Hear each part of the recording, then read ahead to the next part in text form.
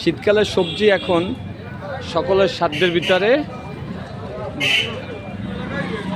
সবকিছুর এখন দাম নিম্নমুখী। ইয়াসিন, সিমের কেজি কত? সিমের কেজি 20 টাকা। আর হইলো শালগমের কেজি 20। ফুলকপির 20। পাতাকপি 30। পেঁয়াজ 50। করলা 60। আলু 50।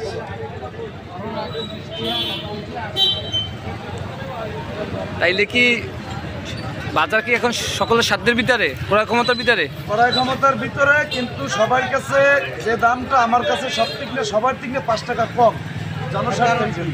কারণটা কি? কারণ আমি কেজিতে 2 টাকা 3 টাকা 5 টাকা ব্যবসা করি, অনেকে 10 টাকাও ব্যবসা করে, যার কারণে অনেকের কাছে 10 টাকা বাড়তি হয়। আমি কম সীমিত ব্যবসায় মাল বেচি, যাতে আমার মালটা অল্পতে চলে যায়।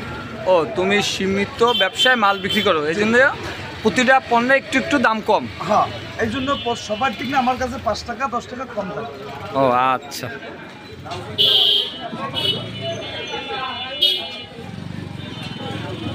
বিশাল দলের কি বড় হাউস একটা